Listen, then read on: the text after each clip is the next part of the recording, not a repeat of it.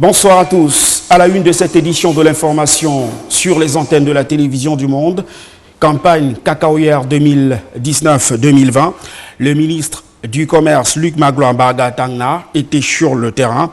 Une descente qui a permis au ministre de toucher du doigt les réalités des agriculteurs du cacao et de recueillir leurs différentes doléances. Également en titre au Nigeria, face à la crise des devises qui fait des ravages en Afrique, le président Buhari du Nigeria veut passer à la vitesse supérieure. Le chef de l'État de la République fédérale du Nigeria veut stopper l'importation des denrées alimentaires, source de sortie de devises massive dans le pays. Et puis en sport, éliminatoire de la Coupe d'Afrique des Nations U23 en Égypte, le Cameroun se prépare. Le sélectionneur Rigobertson vient de rendre publique la liste des 23 joueurs appelés en stage dès le 19 août prochain. C'est à Yaoundé. Voilà pour le sommaire. Bonsoir à tous et merci de nous retrouver de nouveau sur les antennes de la télévision du monde pour cette autre édition de l'information. Édition que nous ouvrons avec cette actualité en fait de société, plus de peur que de mal, sur la nationale numéro 5 reliant la ville de Douala à celle de Bafoussam. Un accident de circulation survenu dans la nuit de mardi près de Djombe-Pendia n'a malheureusement fait aucune perte en vies humaines, mais les dégâts matériels sont importants. Un camion aurait donc réussi à éviter de justesse en face à face avec un bus de transport en commun, comme le révèlent dans cet élément Jean-Jamais Yedna et Jani Yonta. On a frôlé le pire cet après-midi du mardi 13 août 2019 sur la nationale numéro 5, axe lourd Douala-Bafoussam. Des passagers de ce bus de transport en commun appartenant à une agence de voyage qui a pignon sur rue et les occupants de ce camion Ben transformé en amas de ferraille peuvent rendre grâce à Dieu qui a épargné l'hécatombe qui se serait produit suite à ce grave accident de la circulation survenu au lieu dit 23 morts en Djombe dans le département du Mungo. Parti de Bafoussam pour la ville de Douala ce mardi avec à bord plus de 70 passagers. Le chauffeur de ce bus gros porteur a choisi l'option de foncer le véhicule dans cette broussaille pour éviter le face-à-face avec ce camion en direction d'un Konsamba qui a perdu le contrôle suite à un éclatement de roue. Ah oui, éclatement de pneu à la descente ici. Juste après avoir pris le virage ici, je le vois devant moi à 100 mètres. Pneu, côté chauffeur, camion éclaté. Ça le transporte directement vers moi. C'est là où j'ai bagarré, sauvé pour éviter le face-à-face. Avant qu'il m'a gratté, je suis parti entrer dans la rigole comme vous voyez. Il faut féliciter le chauffeur. Et c'est à cause du éclatement de la roue du camionnette qui fait à ce qu'il essaie de l'esquiver et il s'est retrouvé là-bas. Il apprécie le chauffeur du coaster d'ailleurs, puisque sur une axe et puis une autre voiture se retrouve sur ton chemin et te battre jusqu'à se retrouver à cet état, ça veut dire que le chauffeur il est à féliciter. Hormis des blessés graves enregistrés parmi les passagers qui ont été transportés d'urgence vers les formations sanitaires de proximité et des dégâts matériels importants. L'accident de circulation de Djombe n'a heureusement pas fait de mort. Parce que normalement, si le chauffeur n'était pas bon, c'est qu'on ne pouvait pas, c'est qu'on devait parler des morts d'hommes ici. Donc franchement, nous sommes très fiers que personne n'est mort. Non, pas de problème, il y a que les épanchures comme ça sous les dents. Comme vous voyez, voilà, ça roule là, c'est ça qui s'est éclaté. Il l'a transporté vers moi. Bon, j'ai évité qu'il me frappe face à face. Un autre accident de la circulation sur ce tronçon routier Douala-Bafoussam, très prisé en cette période de rentrée scolaire, qui interpelle les transporteurs à une prise de conscience et au respect du code de la route pour éviter du sang sur l'asphalte. Encore général, c'est grave. Nous parlons à présent des travaux d'extension de la PD30 Est de la ville de Douala. Les voies de contournement seront bientôt disponibles. Lancés en début de semaine, ces ouvrages seront praticables dans les tout prochains jours. C'est le constat qui a pu être fait par le gouverneur de la région du littoral, Dieudonné Samuel Liva Adiboa, qui était sur le terrain. À sa suite se trouvaient nos reporters Frédéric Moutom et Étienne Monté. Les longues files d'attente des véhicules sur la pénétrante est de la ville de Douala, bientôt un triste et mauvais souvenir pour les usagers de cette route nationale numéro 3. Les voies de contournement envisagées pour décongestionner l'axe principal en chantier sont en cours de réalisation. Et pour constater l'effectivité et l'état d'avancement des dits travaux, qui de mieux que Samuel Dieudonné Adiboa, le gouverneur de la région du littoral.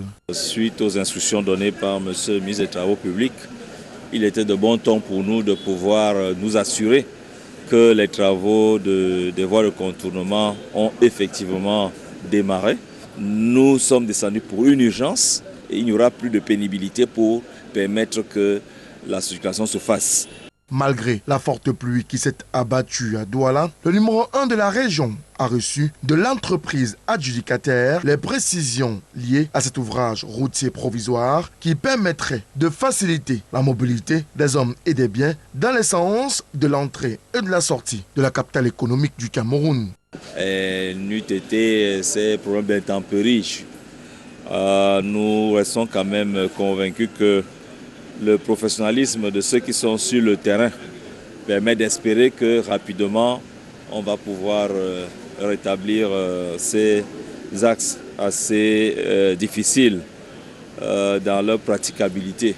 Et donc nous pensons que dans les jours à venir, de telle sorte qu'on puisse organiser les véhicules dans un sens quand vous quittez par exemple Douala pour Edea, et de l'autre sens quand vous venez de Déa pour Douala, pour qu'il n'y ait pas d'engorgement. Même si le matériau utilisé en cette saison des pluies peut susciter de nombreuses interrogations, il reste que l'urgence est la mise à disposition de ces voies de contournement pour le bien-être des populations en souffrance depuis plusieurs mois déjà, et ceci sera effectif dans les tout prochains jours. Le ministre du Commerce, Luc Magloire-Mbarga, a procédé au lancement de la campagne cacaoyère 2019-2020. Au cours de cette descente, le ministre du Commerce a saisi l'opportunité pour recueillir les doléances des cacaoculteurs et toucher du doigt les réalités de cette culture de rente, comme le révèle cet élément de Mohamed Molu et Mohamed Essoumba II.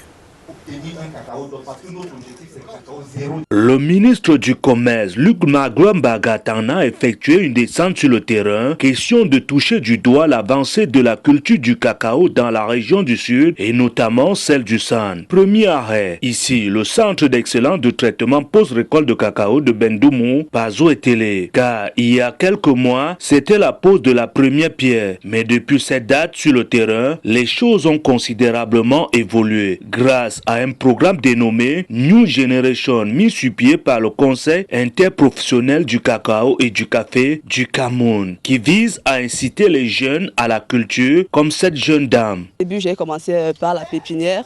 Après la pépinière, je suis arrivé dans la trouaison. Après la trouaison, j'ai mis le cacao en place. L'an passé, je n'ai pas récolté grand-chose. Je n'étais pas encore en production.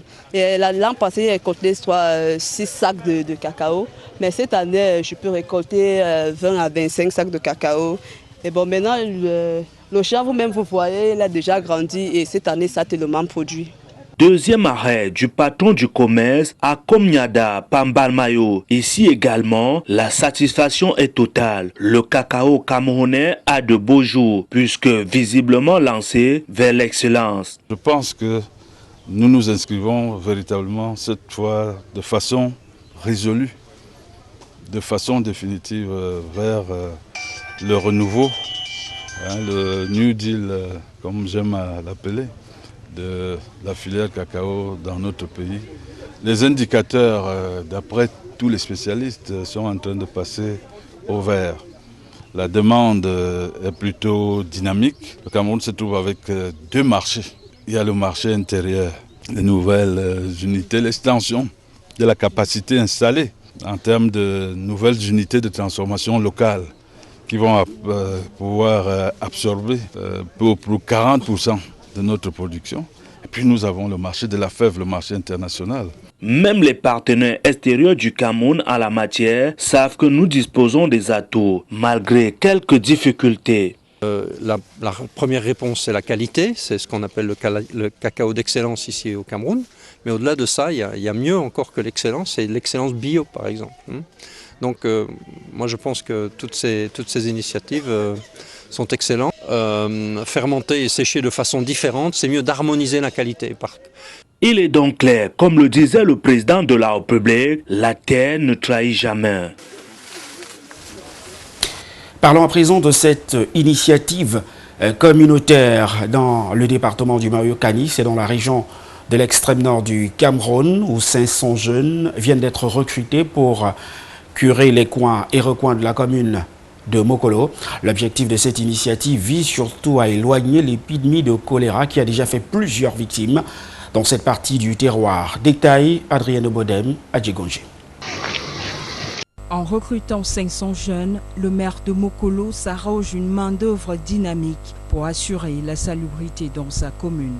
L'initiative n'est pas fortuite. À l'extrême nord Cameroun, selon les autorités sanitaires, les premiers cas de choléra se sont déclarés dans l'arrondissement de Kaélé. Il est aujourd'hui considéré comme l'incubateur du vibrion cholérique dans cette partie du pays. On a l'habitude de dire que le choléra est une maladie de la saleté. Surtout en cette période qu'on assiste souvent à cette épidémie. Je ne dis pas que ça va automatiquement arriver, mais il vaut mieux prévenir que guérir. C'est d'abord cet objectif. Et la propreté de la ville, c'est une affaire, n'est-ce pas, qui ne date pas d'aujourd'hui. Depuis des années, à l'époque même, le ministre de l'administration territoriale avait demandé que les communes mettent un point d'honneur sur la propreté dans leurs villes respectives. L'exécutif municipal en rend serré pour une ville propre et sans choléra. L'opération coup de poing contre l'insalubrité est une aubaine pour ces 500 jeunes. Plus de la moitié est issue de familles démunies. Ils auront à travailler pendant 2 semaines et ils seront rémunérés. Bon, il y a 2 catégories de jeunes. Il y a les jeunes vulnérables et il y a aussi les jeunes qui méritent. Et sur le terrain, on descend chaque fois pour voir l'effectivité des enfants et voir si les enfants vulnérables, ils sont à l'école. S'il y a leurs problèmes, on arrange avec monsieur le maire à leur payer les cahiers, le livre, les dossiers. Amis divines, dans le Mayokani, cette action de l'exécutif municipal place désormais les jeunes aux premières lignes de la lutte contre le choléra. En politique, le bicéphalisme se poursuit dans la circonscription politique de Bafoussam premier pour le social-démocratique front. La tentative de réconciliation des 2 bureaux s'est soldée par un échec cuisant. Les militants et militantes du Parti de la Balance, issus de cette circonscription politique, se regardent toujours en chien de faïence. Détail, Frédéric Moutomé, Herbert Kouamou.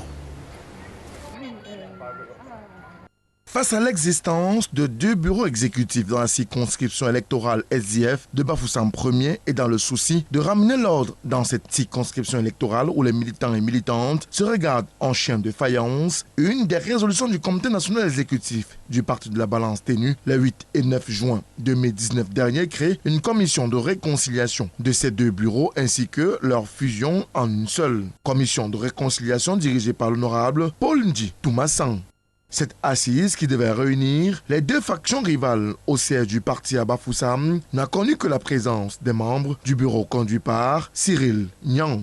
On a convoqué une réunion au siège du parti pour fusionner les 2 au cas où le consensus n'arrivait pas, on devait aller aux élections. Ça, c'est la lettre du président de la commission. Notre bureau avait 25 membres. Les 25 membres étaient présents. L'autre fraction a jugé que le siège du parti n'est pas digne de les recevoir. Mais je les appelle à changer la manière de réfléchir parce que nous tous avions déjà beaucoup combattu pour ce parti, pour le détruire. Les membres de l'autre bureau conduit par Tchekap Samuel étaient réunis au même moment dans leur lieu de réunion. Rencontrés, Samuel Tchekap donne les raisons de leur absence au siège du parti pour la réunion de réconciliation. Les membres de la commission du NEC ont chargé la région de rester arranger le problème alors que c'est eux qui créent des problèmes. Et deuxième raison, ces membres de la région nous avaient empêché d'organiser notre conférence dans Bafoussam deuxième. Et que désormais, le problème de Bafoussam premier devrait se résoudre dans le territoire de Bafoussam premier. Voilà les raisons pour lesquelles nous ne sommes pas allés à la région. Chaque faction campe sur sa position et dit tendre la main à l'autre. On doit aller ensemble pour construire le SDF à Bafoussam premier et reprendre nos 2 sièges de députés et nos droits communs. Parce que c'est des communes tellement mélangées qu'une entraîne l'autre.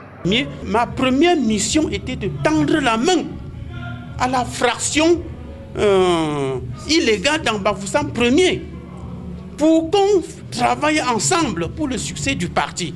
Impuissant, le président de la commission de réconciliation dit dresser son rapport et le transmettre au National Executive Committee NEC du SDF tout en espérant une prochaine résolution pour une sortie de crise au sein de la circonscription électorale de Bafoussam 1er. Il y a un problème à Bafoussam 1er que nous sommes en train de régler. Vivement que cette tension, qui dure depuis 2017, trouve enfin solution lorsqu'on sait que le corps électoral, en vue des élections municipales et législatives, peut être convoqué à tout moment par le président de la République, chef de l'État. En Konsamba, dans le chef-lieu du département du Mungo, c'est dans la région du littoral, les journalistes étaient à l'école des bonnes pratiques journalistiques à la faveur d'une séance de travail initié avec l'appui de la délégation régionale, départementale, j'y arrive, du ministère de la Communication pour le Mungo. L'objectif de la rencontre visait à outiller les hommes des médias et de la plume sur l'exercice de leur métier. Les précisions de Zobel Apollinaire Bon et de Château-Envalon. Ils disposent désormais des outils nécessaires leur permettant de mieux exercer leur travail sur le terrain en ce qui concerne le reportage, le compte rendu ou encore l'interview. Cela fait notre fierté, surtout on voudrait davantage être professionnel sur le terrain. Il faut que les gars conduisent des interviews de façon professionnelle. Il faut pouvoir réaliser des reportages de façon professionnelle, mener des enquêtes de façon professionnelle. Ils se sont abondamment abreuvés à la source des facilitateurs qui ne se sont pas retenus de partager leur savoir. Le conseil que je donne d'abord à ces jeunes frères, c'est de travailler avec détermination et avec passion.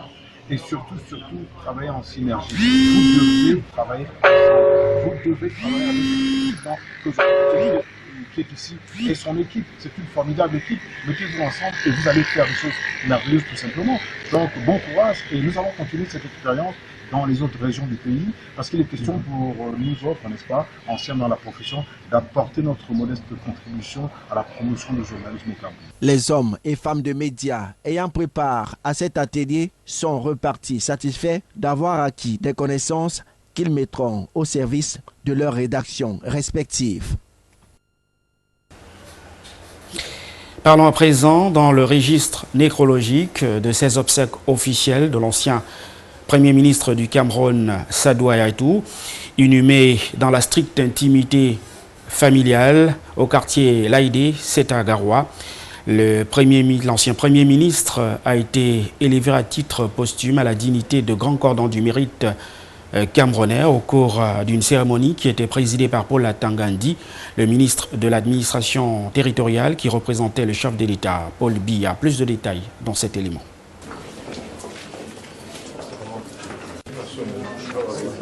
En dépit d'un soleil de plomb, les populations du Nord ont tenu à réserver un hommage mérité à la dépouille du prince de Garoua, Sadou Ayatou. Ce haut commis de l'État, décédé à Genève en Suisse, avait droit aux obsèques officielles, décision du chef de l'État Paul Biya. 4 temps forts ont d'ailleurs constitué les articulations de ces obsèques dans la capitale régionale du Nord. Il s'agit de la revue des troupes par le représentant du chef de l'État, le ministre de l'administration territoriale Paul Tangandi. Ensuite, l'arrivée de la dépouille de l'ancien Premier ministre, drapé aux couleurs nationales, et placé en face de la tribune officielle où était déjà installé le gratin politico-administratif. Certains anciens collaborateurs du chef de la famille Ayatou vont ensuite porter des témoignages émouvants, suivis des paroles touchantes de quelques personnalités ayant bien connu l'illustre disparu.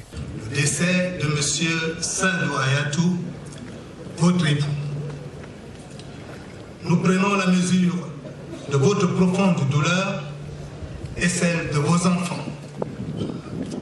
Comme vous le savez, j'ai personnellement connu M. Sadou Ayatou, qui avait su bénéficier de ma confiance. Ses qualités humaines, sa grande compétence et son sens élevé de l'État lui ont permis de réaliser une brillante carrière professionnelle. Dans ce registre, Grégoire Ona, ministre du Travail et de la Sécurité sociale, mettra l'emphase sur la probité et les compétences de l'ancien Premier ministre du Cameroun. Sadou agrégeait les plus grandes qualités intellectuelles et morales. Sa très grande intelligence servait une rare capacité d'analyse et de prospective. C'était un plaisir et une récompense de l'entendre et de pouvoir s'intéresser à ses préoccupations, tout comme il prenait le soin et le temps de s'intéresser aux nôtres. Pierre Mokoko-Mbondio, ancien ministre des Relations extérieures, dans son témoignage parlera de la fidélité au régime du regretté Sadou Ayatou et des défis qu'il a relevés en qualité de Premier ministre, fonction réinstaurée en 1991 au Cameroun, au plus fort du retour bruyant au pluralisme politique. Rassemblant les représentants des partis politiques, il y en avait une cinquantaine à l'époque, les représentants des pouvoirs publics et les représentants de ce qu'on n'appelait pas encore la société civile, qu'on appelait à l'époque les personnalités indépendantes, pour élaborer de manière consensuelle un projet de loi portant élection des députés à l'Assemblée nationale et un projet de décret portant accès des partis politiques aux médias audiovisuels de service public. Monsieur le Premier ministre convia cette rencontre et la dirigea avec panache. Enfin, Issa Ayatou, ancien président de la Confédération africaine de football et président du conseil d'administration de l'ANAFOOT, a salué les contributions multiples qui ont jusqu'ici permis de réserver des obsèques dignes de son rang à l'ancien Premier ministre du Cameroun. Notre famille a perdu le plus emblématique de ses enfants. Pouvait-on mesurer la peine et le chagrin qui nous anime depuis sa disparition? Son départ vers l'éternité laissera un très grand vide parmi nous. Enfin, je ne saurais terminer ce propos sans remercier tous ceux qui, de près ou de loin, auront contribué au bon déroulement de ces obsèques qui ont commencé à Genève, en passant par Yaoundé et ici même, lieu d'inhumation et ville natale de notre fils. Avant d'être mis 2 mètres sous terre, le regretté Sadou Ayatou a été décoré à titre posthume Grand Cordon du mérite camerounais, conformément à une décision du président de la République, ceci par le truchement du ministre de l'administration territoriale. Sadou Ayatou, ancien Premier ministre, au nom du président de la République et en vertu des pouvoirs qui nous sont conférés, nous vous élevons à la dignité de Grand Cordon du mérite camerounais à titre posthume.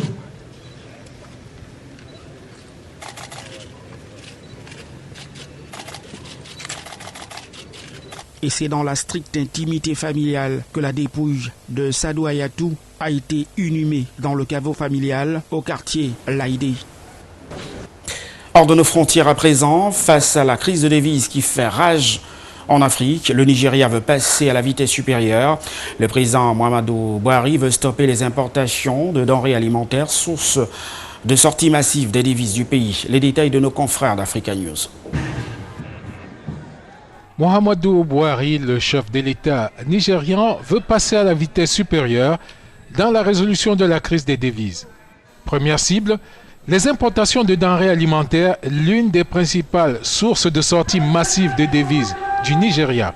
La réserve de change sera conservée et utilisée strictement pour la diversification de l'économie et non pour encourager plus de dépendance vis-à-vis des factures d'importation de produits alimentaires, peut-on lire dans un communiqué de la présidence du Nigeria. Premier producteur de pétrole du continent, le Nigeria n'a pas suffisamment diversifié ses sources de revenus. Conséquence, il subit de plein fouet la morosité du marché du brut, un produit qui fournit l'essentiel des devises du pays. Le Nigeria consacre ainsi d'énormes devises gagnées laborieusement à l'importation des denrées alimentaires comme le riz et le lait notamment. D'après les statistiques officielles du Bureau national des statistiques, au premier trimestre de 2018, le Nigeria avait dépensé 503 millions de dollars en importation de produits alimentaires, un chiffre en hausse de 25,84% au premier trimestre 2019. En sport, parlons à présent de l'éliminatoire de la Coupe d'Afrique des Nations des U23 en Égypte. Le Cameroun se prépare. Le sélectionneur Rigobert Song vient de rendre publique la liste de 23 joueurs qui entrent en stage le 19 août prochain. Zobel Apollinaire. La liste rendue publique par Rigobert Song est constituée de 3 gardiens de but, parmi lesquels Simon Omosola de Coton Sport de Garoua, appelé récemment chez les Lions A, dans le cadre des préparatifs de la Coupe d'Afrique des Nations 2019. 8 défenseurs, 6 milieux de terrain et 6 attaquants. L'ensemble des joueurs convoqués évoluent presque tous dans le championnat professionnel du Cameroun. Seul le défenseur Nga Fabrice du Raja Casablanca au Maroc et le milieu de terrain Mouchili Ibrahim du club africain de Tunis font l'exception sur cette liste. Pour le reste, le canon sportif de Yaoundé, le TK6 et Coton Sport de Garoua regorge le plus grand nombre de contingents de joueurs convoqués, soit 3 pour chaque club. Sont également représentés sur cette liste les clubs Léopard Sportif de Douala, Panthère d'Undé, Dragon de Yaoundé, Fétier FC de Diko Bandjoun, et des sports de la Léquier, PWD de Bamenda et j'en passe. La bande à Rigobert Song qui entre en stage dès le 19 août prochain à Yaoundé. Il passera 3 semaines avant la rencontre éliminatoire contre la Tunisie. Avant de refermer cette édition de l'information ce soir, le rappel des principaux sujets qui ont constitué les titres. D'abord, le lancement de cette campagne cacaoyère 2019-2020. Luc Magloire Tangna était sur le terrain. Le ministre du Commerce a saisi l'opportunité de ce lancement pour toucher du doigt les réalités de cette culture de rente et recueillir les doléances des cacaoculteurs. Et puis, hors de nos frontières au Nigeria, la crise de devises qui fait des ravages dans le pays a poussé le président Buhari à passer à la vitesse supérieure. Dans ce pays de la République fédérale du Nigeria, on annonce donc un stoppage des importations des denrées alimentaires, source de sortie de devises hors du pays. Et puis, éliminatoire de la Coupe d'Afrique des Nations des U23 en Égypte, le Cameroun s'y prépare. Le sélectionneur Rigobert Song vient de rendre publique la liste des 23 joueurs appelés en stage dès le 19 août prochain. C'est tout pour cette édition de l'information ce soir. Merci de nous avoir une fois de plus accordé votre attention. Nos programmes se poursuivent. Au revoir.